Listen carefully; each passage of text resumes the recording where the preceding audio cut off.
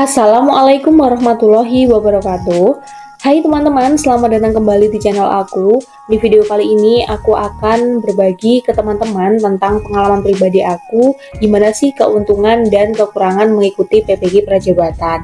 Nah, bagi teman-teman yang masih bingung atau bimbang mau ikut PPG Prajabatan atau calon guru tahun 2025 ini atau enggak, bisa banget ya tonton video aku ini sampai habis supaya teman-teman tuh lebih mantap lagi memutuskan gimana sih kita akan daftar atau tidak. Nah, seperti itu.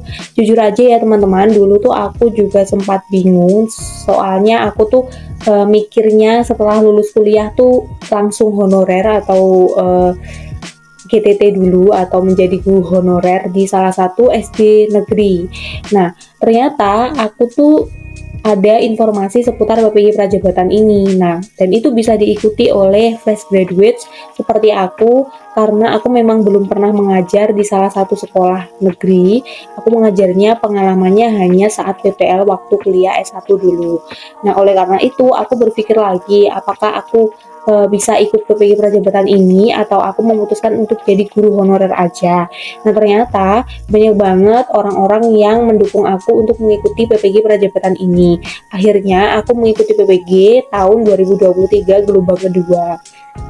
Gitu teman-teman. Jadi aku tuh sempet bingung gitu, sampai aku tuh tanya-tanya di Instagram pengalaman-pengalaman teman-teman aku yang udah lolos PPG itu gimana, katanya tuh enak dan juga bisa dapat benefit yang banyak. Nah, kalau gitu aku coba ikut aja deh kalau gitu. Nah, karena kan aku juga mau jadi guru honorer dulu nih, tapi kan lumayan kalau aku udah dapat serdik. Nah, nanti kan bisa aja aku langsung daftar P3K. Kalau tidak diterima ya nanti bisa jadi guru honorer tapi kan sudah mengantongi sertifikat pendidik. Nah, seperti itu teman-teman. Apalagi kan ini biayanya gratis. Nah, seperti itu. Oke, kita langsung aja ke videonya. Jadi yang pertama keuntungan menurut aku, jadi pengalaman pribadi aku selama mengikuti PPG Prajabatan adalah berkuliah secara gratis atau mendapatkan beasiswa penuh. Nah, pasti teman-teman sudah paham ya bahwa PPG Prajabatan ini tuh 100% biayanya tuh dari pemerintah. Jadi kita tidak mengeluarkan biaya sepeser pun saat menjalani perkuliahan. Tetapi teman-teman mengeluarkan biaya sendiri untuk biaya keperluan hidup, teman-teman. Seperti itu, teman-teman. Nah, yang kedua yaitu adalah mendapat teman baru. Nah, waktu aku sudah lolos tes seleksi PPG Prajabatan, aku tuh bisa mendapatkan teman baru di lingkungan universitas baru juga, teman-teman. Nah, di situ tuh aku merasa senang banget karena teman-teman yang aku dapatkan itu sangat sefrekuensi sama aku, jadinya nyambung dan juga kita bertukar pendapat dan lain-lain tuh nyambung gitu teman-teman. Jadi aku senang banget karena mendapatkan teman baru dan juga pengalaman baru. Nah, pastinya teman-teman kalau mau ikut dan juga sudah lolos nanti pasti akan mendapat banyak banget teman yang baru dan juga kalian akan merasakan bagaimana serunya sih menjalani perkuliahan PPG Prajabatan seperti itu. Nah, yang ketiga adalah mendapatkan ilmu pengetahuan baru. Sudah pasti ya teman-teman, karena kita kan di PPG Prajabatan itu berkuliah selama 2 semester. Nah, kalau 2 semester itu berarti kita mendapatkan materi perkuliahan tentunya di setiap semesternya. Nah, itu sangat-sangat membantu banget meningkatkan ilmu pengetahuan baru kita karena kan kita calonnya akan menjadi guru yang profesional, jadinya harus mengerti bagaimana sih cara meningkatkan ilmu pengetahuan kita untuk menjadi guru profesional. Nanti kita akan dibimbing supaya bisa menjadi guru yang benar-benar profesional untuk peserta didik kita nantinya. Nah, yang keempat yaitu mendapatkan koneksi baru. Teman-teman kalau mengikuti PPG Prajabatan pasti akan mendapatkan koneksi baru. Koneksi baru ini maksudnya gimana? Bukan hanya dengan teman yang baru saja, tapi teman-teman juga bisa langsung terjun ke SD atau sekolah-sekolah yang sudah ditentukan oleh kampus masing-masing, karena teman-teman pastinya akan menjalani PPL yang pertama dan juga yang kedua. Dan di sana teman-teman pasti mendapatkan koneksi baru, yaitu koneksi antara teman-teman dengan kepala sekolah, teman-teman hubungan dengan guru pamong dan juga yang lainnya. Nah, tidak hanya itu, di PPG Prajabatan itu juga ada proyek kepemimpinan ya teman-teman. Jadi di sana nanti teman-teman akan terjun ke masyarakat langsung untuk membangun proyek kepemimpinan bersama mereka. oleh karena itu teman-teman pasti akan mendapatkan koneksi baru dari segala bentuk sudut pandang. Nah, seperti itu. Kalau yang kelima, menurut aku tuh ini yang paling penting, yaitu kita mendapat skill baru. Kenapa kok ini paling penting? Karena untuk menjadi guru yang profesional, kita harus mendapatkan skill baru dari PPG Prajabatan ini. Skill baru ini maksudnya gimana? Kemampuan kita untuk mengajar, teman-teman. Nah, kalau sebelum kita mengikuti PPG Prajabatan, kita tuh mengajarnya hanya ala kadarnya aja, tidak mengerti bagaimana sih pembukaan pembelajaran yang baik, penutupan pembelajaran yang baik, bagaimana caranya kita mengajak peserta didik untuk memperoleh pengalaman atau pembelajaran yang bermakna. Nah, itu kita kan belum mengerti ya, bagaimana caranya menerapkan modul ajar yang baik, dan juga bagaimana cara kita menjadikan ilmu pengetahuan yang sudah kita dapat ini untuk diterapkan di proses pembelajaran. Nah, di sini itu di skill baru ini tuh kita mendapatkan semuanya untuk fondasi kita membangun generasi emas Indonesia dengan menjadi guru yang profesional melalui materi-materi yang sudah diberikan di PPG Prajabatan. Karena teman-teman, di PPG Prajabatan itu materinya tuh sangat terintegrasi dengan praktik pengalaman lapangannya. Jadi kita tuh PPL dan juga menerapkan ilmu-ilmu yang sudah kita dapatkan. Jadi ini sangat bermanfaat banget bagi aku, sehingga aku bisa seperti ini. Aku bisa menciptakan berbagai jenis modul ajar, perangkat pembelajaran, media pembelajaran, dan yang lainnya yang sangat disukai oleh peserta didik aku. Karena kebetulan aku mengajar kelas 1 dan juga kelas 2. Jadinya skillnya harus main banget di situ. Karena kalau tidak, mereka pasti akan cepat bosan, cepat mengeluh, dan juga tidak mau melanjutkan pembelajaran dengan kondusif. Nah, seperti itu ya teman-teman. Yang keenam yaitu mendapatkan sertifikat pendidik, pastinya ya teman-teman, karena kita sudah mendapat benefit dari pemerintah itu. Setelah lulus pasti mendapat sertifikat pendidik yang nantinya dapat teman-teman gunakan untuk mencairkan sertifikasi guru. Nah, yang ketujuh adalah mendapatkan gelar baru. Nah, ini ya, gelar baru ini maksudnya gimana? Jadinya kalau teman-teman sudah lulus S1 pastinya akan mendapatkan gelar baru Sarjana Pendidikan atau SPD. Nah, nanti akan diberikan gelar baru di sampingnya atau di belakangnya, yaitu SPD GR. Nah, di situ teman-teman. Nah, aku kemarin sudah pengukuhan, jadinya gelar aku sudah sekarang menjadi SPD GR. Nah, seperti itu teman-teman.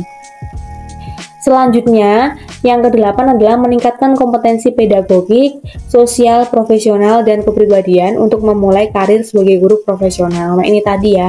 Jadi di PPG Prajabatan kita tuh sangat-sangat diolah atau mengasah kompetensi pedagogik, sosial, profesional, kepribadiannya. Nah, di mana 4 kompetensi ini adalah 4 kompetensi yang wajib banget dikuasai oleh seorang guru atau calon guru profesional. Jadi teman-teman yang mau banget menjadi guru yang profesional wajib mengerti banget gimana caranya meningkatkan kompetensi pedagogik, sosial, profesional, kepribadian ini untuk menciptakan pembelajaran yang bermakna dan juga sangat-sangat bermanfaat untuk peserta didik. Nah, sehingga teman-teman sudah bisa diakui sebagai guru profesional. Seperti itu teman-teman. Yang kesembilan adalah memperoleh pengakuan sebagai guru profesional. Jelas ya teman-teman, kalau kita sudah memiliki sertifikat pendidik, berarti kita sudah memperoleh pengakuan sebagai guru profesional. Nah, karena kan kita sudah mengantongi sertifikat pendidik ini. Nah, selanjutnya yaitu bisa langsung mendaftar ASN P3K dan mendapat afirmasi 100% ya. Kita bisa langsung mendaftar ASN P3K karena PPG Prajabatan disiapkan untuk menggantikan guru yang sudah pensiun di tahun yang akan datang. Jadinya kita bisa langsung mendaftar ASN P3K di tahun itu juga.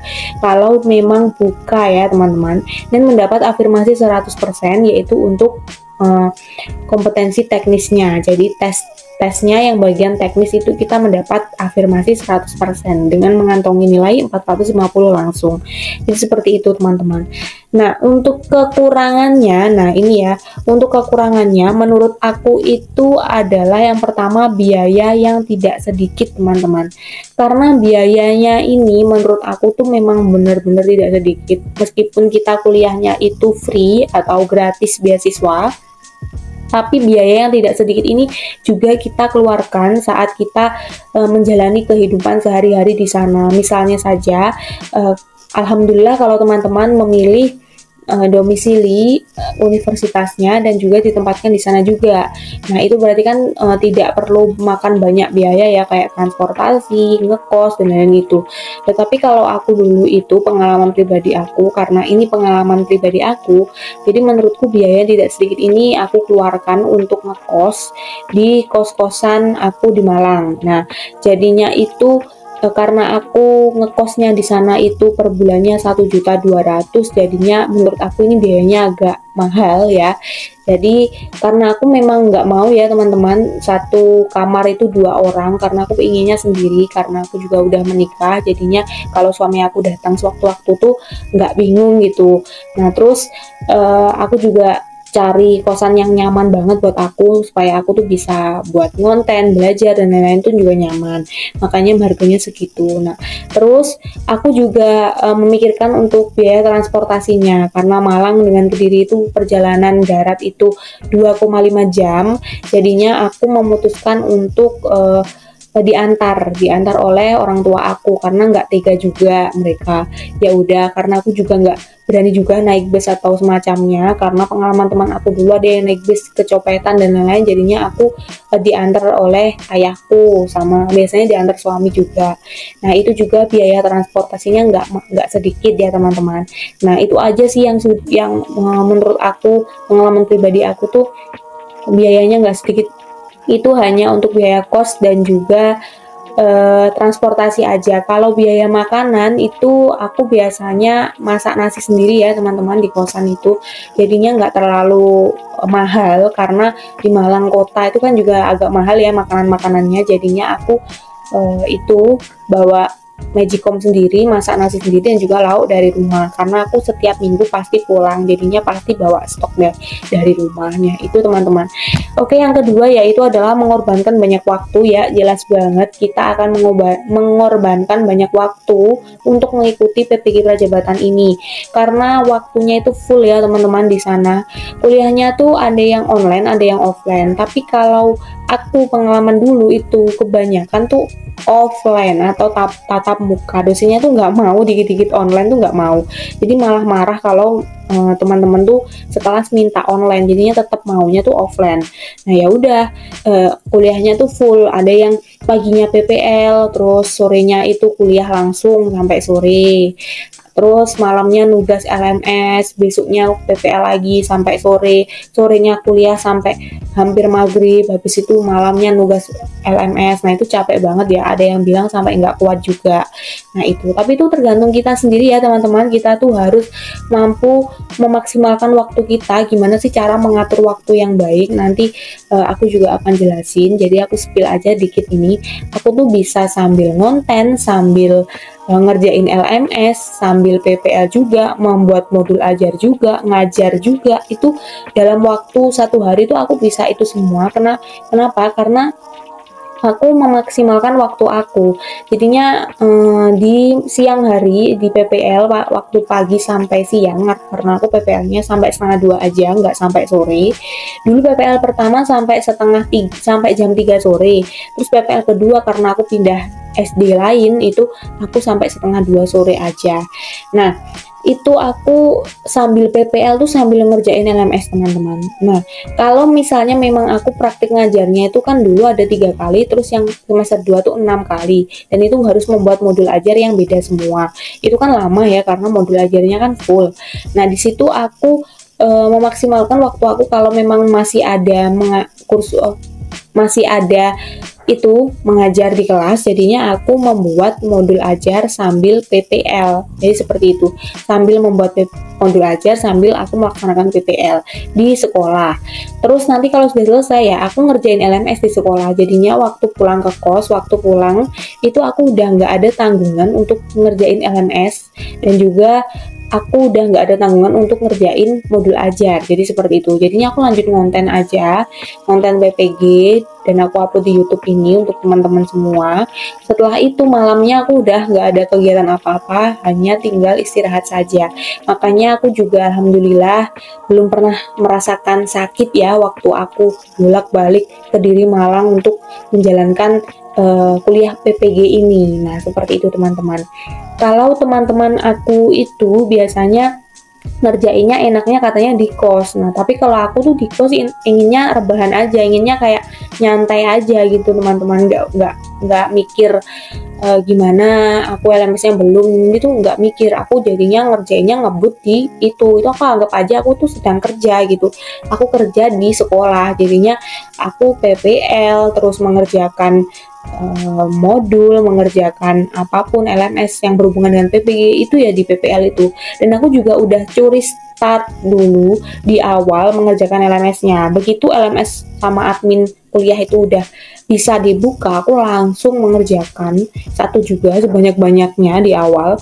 Nah, nantinya itu di akhirnya tuh aku udah selesai. Jadinya belum waktunya dosennya menjelaskan tentang misalnya topik 7, aku udah sampai prediksi mau UAS itu udah aku selesain, jadi tinggal UAS aja karena memang belum bisa dibuka kalau belum saatnya, jadinya tuh tinggal seperti itu teman-teman. Jadi aku bener-bener maksimalin, dan kalau aku sudah balik ke rumah atau pulang ke rumah, aku tuh nggak pernah membuka laptop dan juga mengerjakan LMS tuh aku nggak pernah, karena memang waktuku full untuk keluarga, karena kan liburnya cuma 2 hari, Sabtu dan Minggu aja, terus nanti Seninnya langsung balik ke Malang lagi. Jadi seperti itu teman-teman. Jadi tolong maksimalin waktu teman-teman, karena memang mengorbankan banyak waktu. Untuk yang ketiga adalah mengorbankan banyak tenaga, ya benar sekali, karena tenaganya ini nggak sedikit yang kita keluarkan, PPL sampai sore, kuliah, terus LMS, mengerjakan LMS tuh nggak sedikit tenaga yang kita keluarkan, karena kegiatannya tuh padat teman-teman, dan juga kegiatannya itu menuntut kita untuk cepat melakukan itu gitu, karena kalau nggak cepat kita tuh dituntut, karena hanya 2 semester aja, dan satu semesternya tuh nggak full 6 bulan, cuma 4 bulanan aja, jadi totalnya itu aku dulu kuliah 8 bulan aja, jadinya agak cepet-cepet gitu, terus itu menguras banyak tenaga banget. Makanya aku saranin teman-teman harus memaksimalkan waktu di awal mungkin, supaya nanti tenaganya teman-teman tuh nggak sampai ngos-ngosan gitu di akhir. Yang paling berat menurut aku itu adalah LMS.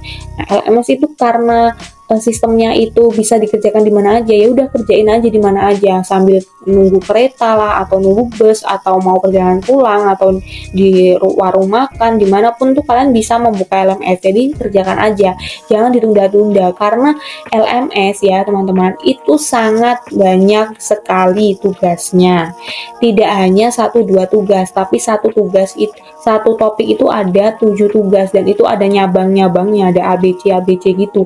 Jadi teman-teman tidak melulu juga ngetik terus tuh enggak, jadi ada yang bikin, ada yang upload, ada yang bikin video, ada yang jadi tuh banyak. Jadi teman-teman tolong maksimalin gitu ya. Terus yang keempat adalah jarak yang jauh dari rumah. Nah iya, karena aku tuh nggak pernah jauh ya dari rumah, jadinya pengalaman aku dulu waktu ikut PPG bener-bener ngerasain banget bahwa jarak jauh banget jaraknya tuh dari rumah gitu. Karena aku sama rumah aku tuh universitasnya itu jaraknya 2,5 jam, jadi 80-an sampai 100 kilo. Jadinya aku tuh kayak merasa, aduh nggak bisa kayaknya nih ya aku PP pulang pergi langsung, kayak karena capek banget. Jadinya aku memutusin untuk ngekos, dan 5 hari setiap minggu itu, di hari Sabtu dan Minggunya itu aku pulang. Jadi 2 hari di rumah, 5 hari di sana. Nah itu menurut aku capek banget, karena setiap minggu tuh harus bolak-balik ke Malang itu loh teman-teman. Jadi seperti itu, jarak yang jauh dari rumah menurut aku juga menjadi kekurangan. Terus yang kelima yaitu bersaing dengan yang lain setelah lulus untuk menjadi ASN P3K. Ya, karena di tahun aku ini nantinya kalau sudah lulus itu memang mendapat afirmasi, tapi juga harus bersaing juga dengan yang lain untuk menjadi ASN P3K. Maksudnya gimana? Bersaing untuk mendaftar atau bersaing di seleksi ASN P3K. Nah di sana itu kan nggak mungkin juga ya teman-teman yang lain tuh mau ditempatkan di jauh-jauh, jadinya karena kalau milihnya dekat-dekat saja itu pasti yang milih banyak banget. Nah formasinya sedikit sekali, jadinya aku harus bersaing. Nah di situ yang menjadi kekurangan PPG Prajabatan menurut aku. Tapi juga nggak kurang-kurang banget sih, karena kalau kita itu sudah menjadi ASN P3K pastinya kan masa depannya cerah. Tapi kalau memang belum atau belum diterima, jadinya kita bisa mendapatkan posisi sebagai guru honorer atau swasta dengan mengantongi sertifikat pendidik itu tadi, teman-teman. Nah, itu tadi pembahasan kekurangan dan juga keuntungan mengikuti PPG Prajabatan versi aku atau pengalaman pribadi aku. Semoga teman-teman langsung tercerahkan setelah mendengar penjelasan aku ini. Semoga teman-teman suka juga dengan videonya. Jangan lupa buat terus dukung aku supaya aku bisa share informasi yang bermanfaat lainnya. Jangan lupa buat pikirin ini semua ya teman-teman sebelum teman-teman semua mendaftar ke PG Prajabatan. Nah, itu aja dari aku. Semoga teman-teman suka. Sampai jumpa di video aku selanjutnya. Wassalamualaikum warahmatullahi wabarakatuh.